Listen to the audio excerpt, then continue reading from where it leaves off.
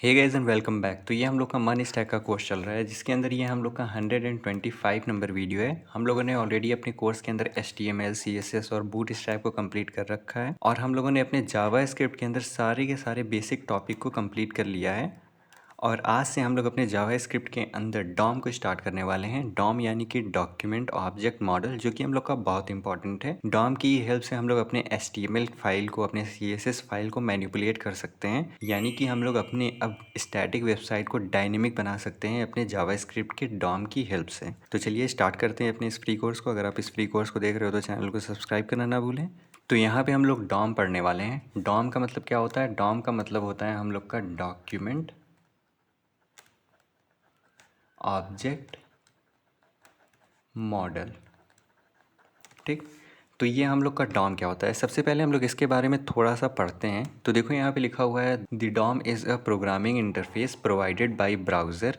It represent the structure of HTML document as a tree like structure of objects.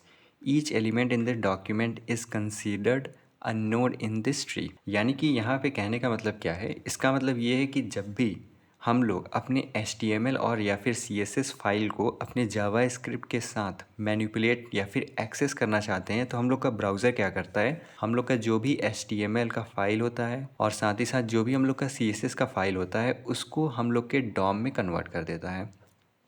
अब basically Dom क्या होता है? Dom हम लोग का एक ट्री टाइप स्ट्रक्चर होता है। अब हम लोग का जो जावा स्क्रिप्ट है वो हम लोग की इसी ट्री वाले स्ट्रक्चर को एक्सेस करेगा और यहाँ से हम लोग के एलिमेंट को मॉडिफाई करेगा, जिससे हम लोग के ये वाले पार्ट मॉडिफाई होंगे। कहने का मतलब ये है कि जो हम लोग का डॉक्यूमेंट ऑब्जेक्ट मॉडल होता है वो हम लोग के ब्राउज़र की हेल्प से क्रिएट होता है, और ये इसलिए क्रिएट होता है ताकि हम लोग का जावा स्क्रिप्ट हम लोग की HTML और CSS फाइल को एक्सेस कर सके, मैनिपुलेट कर सके।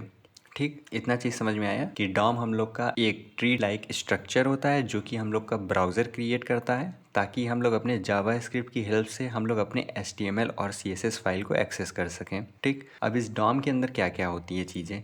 सबसे पहले डॉम के अंदर हम लोग का डॉक्यूमेंट आता है, जिसके अंदर ही हम लोग के सारे बाकी के जितने भी HTML और CSS की चीज़ें होती हैं वो हम लोग के इस डॉक्यूमेंट के अंदर स्टोर होती हैं। ठीक, अब यहाँ पे ये जितने भी हम लोग को document, body, div, H1, UL, LI दिख रहे हैं, इन सबको हम लोग नोड कहते हैं अपने ट्री के अंदर।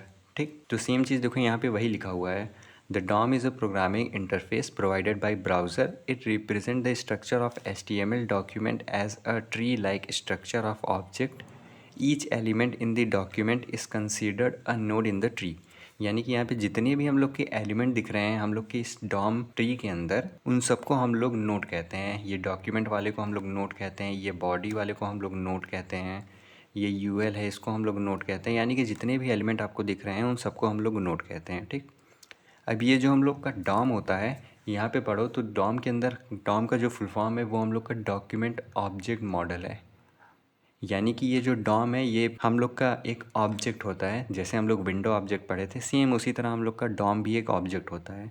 बट डॉम को क्रिएट करने का पर्पज़ ये होता है ताकि हम लोग अपने डॉक्यूमेंट को, डॉक्यूमेंट मतलब ये यहाँ पे ये जो जितनी चीज़ें दिख रही हैं ये हम लोग का डॉक्यूमेंट है, हम लोग अपने डॉक्यूमेंट को अपने जावा स्क्रिप्ट की हेल्प से एक्सेस कर सकें। ठीक, अब यहाँ पे देखो, यहाँ पे लिखा हुआ है पर्पज़, कि हम लोग डॉम को क्यों क्रिएट करते हैं। अगर यहाँ पे हम लोग पढ़ें तो देखो लिखा हुआ है, when a web page load in a browser the browser create a DOM based on the HTML। यानी कि सेम चीज़ जो मैंने अभी बताया आपको, कि जब हम लोग का वेबसाइट हम लोग के ब्राउज़र के ऊपर लोड होता है तो हम लोग का ब्राउज़र हम लोग के HTML फाइल को लेता है और हम लोग का डॉम क्रिएट करता है, यानी कि document object model. JavaScript can then interact with this DOM to dynamically update and modify the content, structure and style of page. यानी कि अब यहाँ पे जो हम लोग का डॉम क्रिएट हो गया है, इस डॉम को अब हम लोग का जावा स्क्रिप्ट एक्सेस कर सकता है। अब एक्सेस करके वो हम लोग के इस वाले जो वेबसाइट है, जो हम लोग का स्टैटिक वेबसाइट है, उसको मॉडिफाई कर सकता है। यानी कि अब हम लोग अपने जावा स्क्रिप्ट की हेल्प से अपने एलिमेंट को मॉडिफाई कर सकते हैं, अपने CSS को मॉडिफाई कर सकते हैं, ये सारी चीज़ों को हम लोग कर सकते हैं। तो अगेन हम लोग एक बार और इसको समझते हैं। तो डॉम क्या होता है? डॉम हम लोग का एक डॉक्यूमेंट ऑब्जेक्ट मॉडल होता है जो कि हम लोग का एक ब्राउज़र क्रिएट करता है हम लोग के HTML फाइल की बेसिस पे, हम लोग के CSS फाइल की बेसिस पे, ताकि जो हम लोग का जावा स्क्रिप्ट है उस डॉम को एक्सेस कर सके, ताकि उसकी हेल्प से हम लोग अपने वेबसाइट को मॉडिफाई कर सकें, अपने वेबसाइट को स्टाइल कर सकें अपने जावा स्क्रिप्ट की हेल्प से।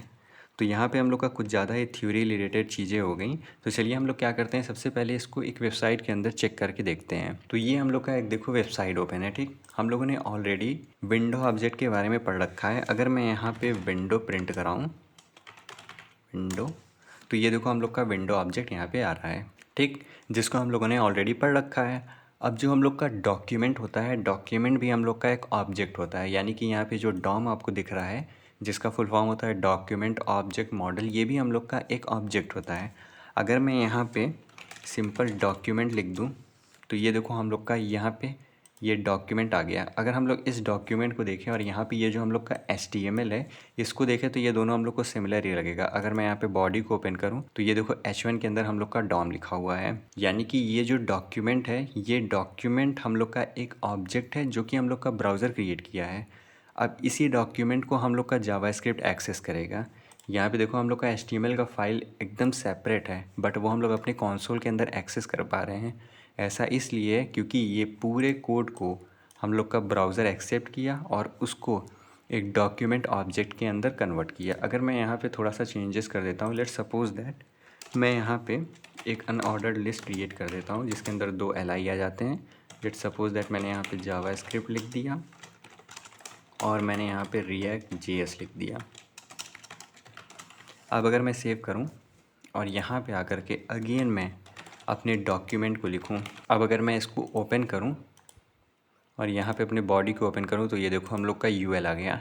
यानी कि जैसे जैसे हम लोग इसको मॉडिफाई करते हैं हम लोग का डॉक्यूमेंट, यानी कि हम लोग का ब्राउज़र जो हम लोग का डॉक्यूमेंट ऑब्जेक्ट क्रिएट करता है उसको भी मॉडिफाई करता है। मगर आपको थोड़ा सा यहाँ पे डाउट आ रहा होगा कि मैं इसको ऑब्जेक्ट बोल रहा हूँ, बट यहाँ पे ये जो डॉक्यूमेंट है ये तो हम लोग का बिल्कुल इस तरह कुछ HTML की फ़ाइल की तरह दिख रहा है।